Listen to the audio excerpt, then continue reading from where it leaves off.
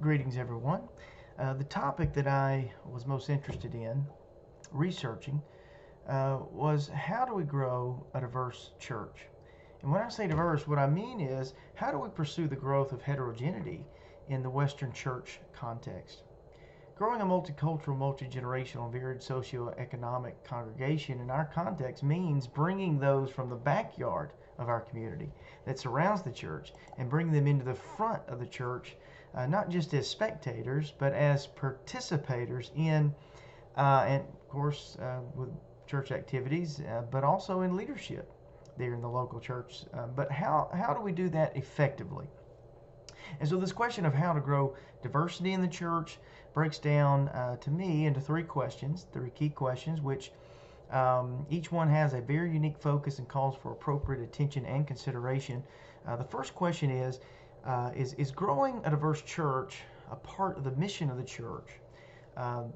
Is it a part of it? And then the second is, how do I reach a multicultural, multi-generational, varied social, economic, unchurched society? The third question is, once I reach these people, how do I sustain continued growth in a diverse church?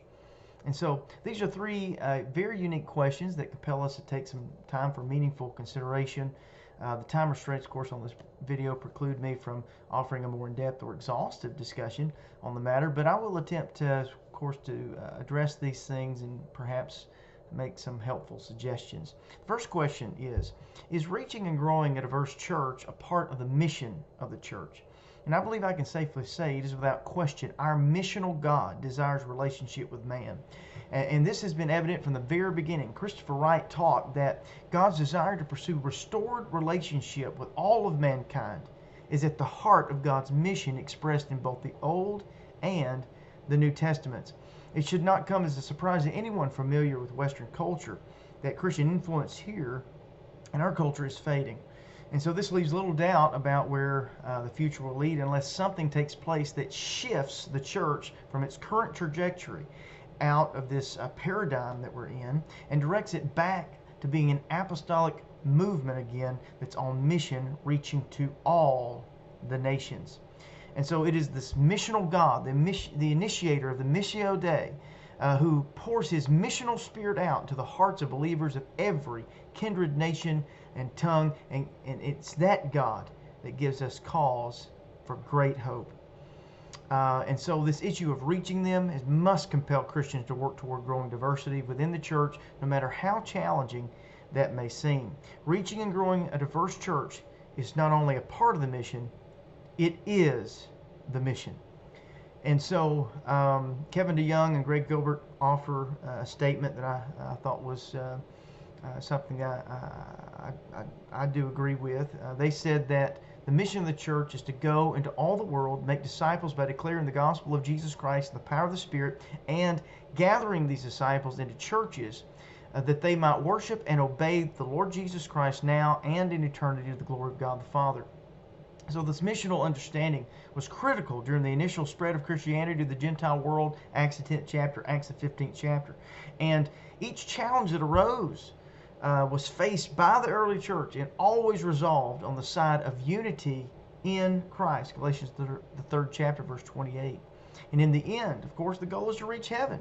And one of the most beautiful pictures of heaven is the one that Apostle Paul sort of portrays to us, describes to us when he wrote of a population that he could not number from every kindred, nation, tongue, tribe, people, and language in Revelation, the 7th chapter and verse 9. The problem today is, especially those living in Western societies, that the majority of people really aren't working toward diversity by reaching out to all of their neighbors, which includes minorities, diverse cultures, ages, economic classes. We may see a person here or there, but as a whole, we don't really see the Western church as a whole reaching out to neighbors that include alcoholics, drug addicts, dealers, prisoners, homosexuals, neighbors that include Buddhists, Muslims, and so forth. Every Christian is called to embrace the mission of the church, this isn't just for a pastor, this isn't just for a missionary, but every Christian is called and to obey the command to go and proclaim the gospel to all the world. And that command is to all Christians. And so I want to say this again. Reaching and growing a diverse church is not only a part of the mission, it is the mission. And so the second question I want to address is, how do I reach a multicultural, multi-generational, and varied socioeconomic unchurched society? Christopher Wright said, the earth, of course, is a globe that has no ends. From a missional perspective, the ends of the earth are as likely to be found down one's own street as they are as some far-flung place across the sea. And so to find a multicultural, multi-generational, very socioeconomic unchurched people, we need to only really look beyond our own backyards, because and really that's where they are. The church, all the community that surrounds the church, in our homes. And so the most simplistic, fundamental, and effective way of reaching them that I can think of all starts with going to them. And so I remember when my family and I, we went and we started a home mission church in East Texas. I'll never forget going there with a burden, going there with prayer, and asking God to do a great work in our time there. And I remember spending time praying, God, please help us save the souls of the city. I spent a lot of time in prayer.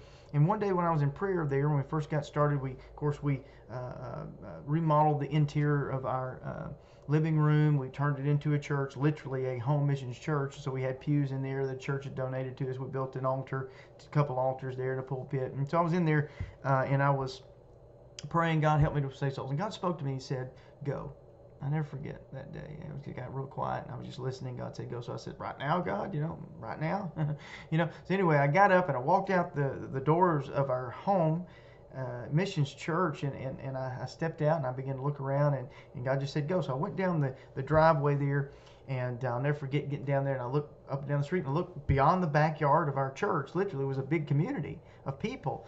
And I walked back there, and God said go. So I just went, and I went to them. I went to neighbors. I knocked on doors. I met people out in the yards. I met all these folks. And, it's amazing the doors that God opened up through that. And then, of course, the end of the day, I was at the very last house, and this African-American lady opened her doors. Her and her children were there, and I began to talk to them about the Lord, about the gospel, about what I was doing, what we were doing there as their new neighbors, and invited her to church. That family started coming to church because I went to them, and that's the key. It all comes down to going to them, reaching for them right where they are.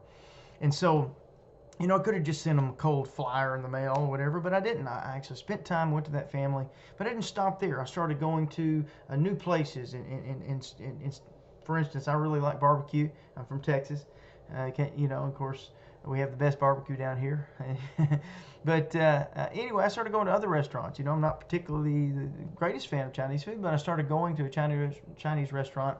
And of course, there was a guy that was waiting on me there, and developed a relationship with him. That led to a Bible study. Of course, that led to him and his whole family coming to church.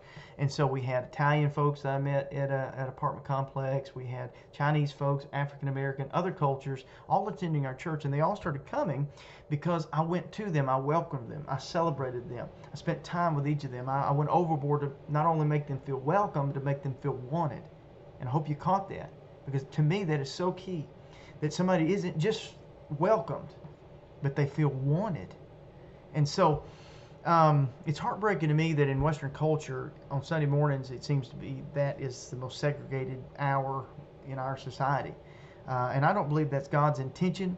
God has commanded His church to reach all nations, not just the ones who seems to be more culturally compatible, not just the ones that we feel more comfortable around. It is our mission to reach every soul, regardless of the culture of the individual, the age of the individual, regardless if they are poor, regardless if they are privileged. The Lord helped me to win folks from trailer parks to ghettos. The Lord helped me to win folks in trailer houses and really nice brick homes. And it was because I went to them, and I purposefully and strategically went out to all these different areas and within the neighborhoods of my community. And so resisting or neglecting to pursue the inclusion of diverse people, different races and cultures, into groups and organizations in Western society is a problem that must be addressed. The subject this is so important, because if Christians in the West don't start paying more attention to this, reaching all of their neighbors in every sphere of life, all of the neighbors in the community beyond their backyard, and around the church, then the Western church will continue to fade. So we need to wake up, get up, start acting up in a way that honors heaven, horrifies hell, and so that the mission of the church could be fulfilled in our life, and we can start bringing in great diversity. God intended great diversity from its early days. We can see that there's always challenges with the Jerusalem Council, with those dealing with an old paradigm and so forth. It's always had its issues, but they always met those issues on the side of unity in Jesus Christ. Because when you think about it,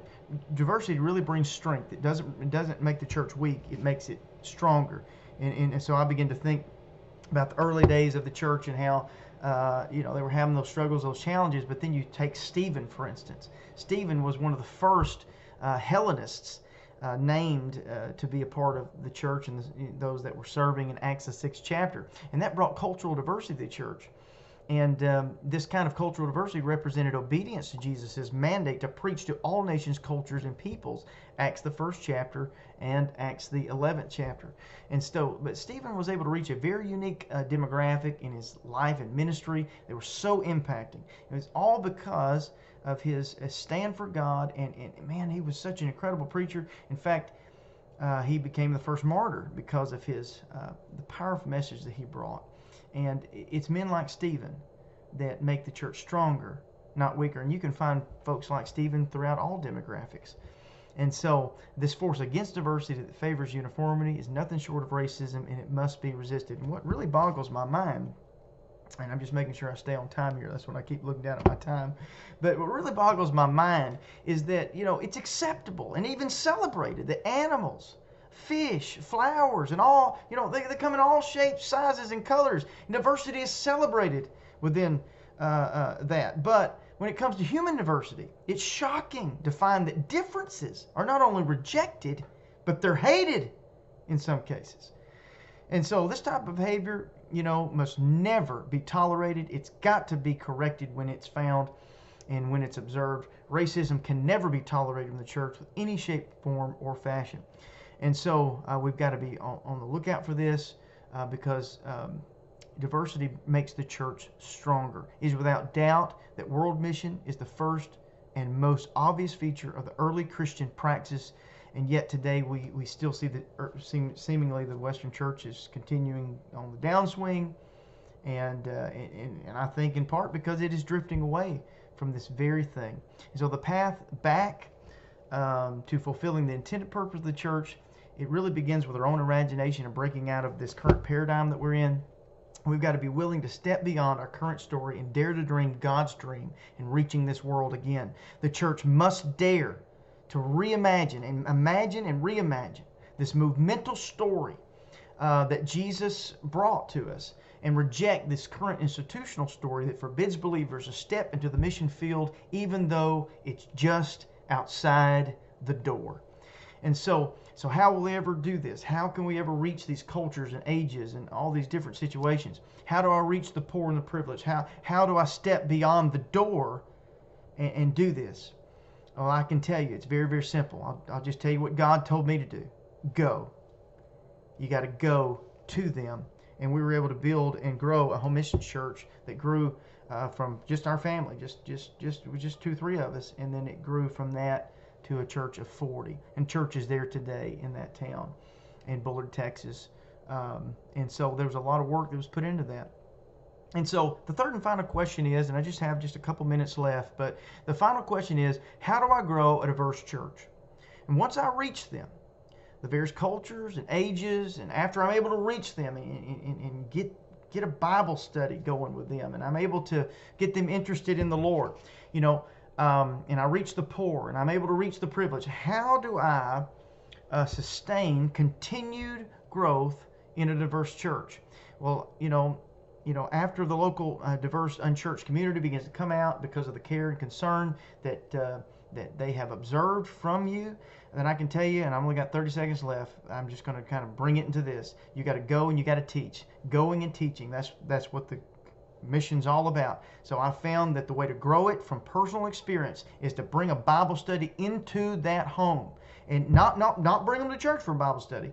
Go to them, teach them a Bible study. And I found that conversion in the home you convert them in the home. That is so effective. That is so powerful. Because what happens is a lot of times in Pentecost is we get them to church, we pray them through. Woohoo! Pray them through. They speak in tongues, get the Holy Ghost. Great. The next weekend, they're out. What are they doing? They're fishing. We're like, where are they at? They never got converted. They never really learned the principles of faithfulness and so forth. And so my advice and my recommendation and suggestion would be go to them and then get a Bible study in their home. Teach them a Bible study in that home and convert them, pray them through in that home, because that is good church.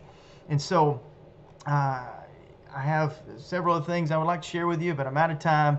And so the church is called to go, and the church is called, as we go, we reach them, we proclaim the gospel. The church is called then to teach and make disciples, and I have found from personal experience that it works. God bless you, and I look forward to seeing all of your videos as well.